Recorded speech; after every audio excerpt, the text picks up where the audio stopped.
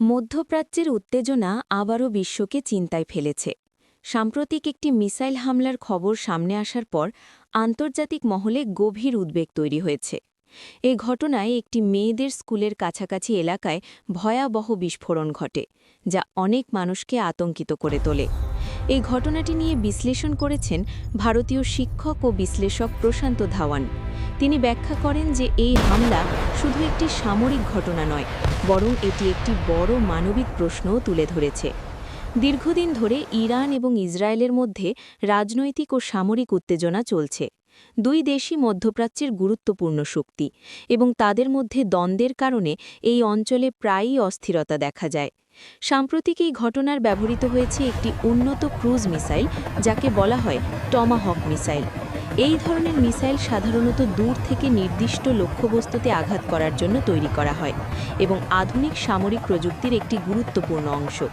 তবে এই হামলার ক্ষেত্রে বিতর্ক শুরু হয় যখন জানা যায় যে বিস্ফোরণের প্রভাব একটি মেয়েদের স্কুলের কাছেও পৌঁছায়। স্কুলে পড়াশোনা করত ছোট ছোট ছাত্রী। এই খবর সামনে আসার পর অনেক দেশ এবং মানবাধিকার সংস্থা গভীর উদ্বেগ প্রকাশ করে। বিশেষজ্ঞদের মতে যুদ্ধের সবচেয়ে বড় ক্ষতি হয় সাধারণ মানুষের। যখন বেসামরিক এলাকা বা শিক্ষা প্রতিষ্ঠান ক্ষতিগ্রস্ত হয়, তখন তা আন্তর্জাতিক মানবিক আইনের বড় প্রশ্ন তৈরি করে। এই ঘটনার পর অনেক দেশ শান্তি এবং সংযমের আহ্বান জানিয়েছে।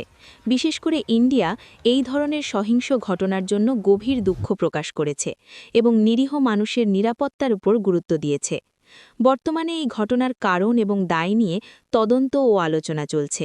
অনেক বিশ্লেষক মনে করেন যে মধ্যপ্রাচ্যের মতো সংবেদনশীল অঞ্চলের সামরিক পদক্ষেপের আগে আরও সতর্কতা প্রয়োজন।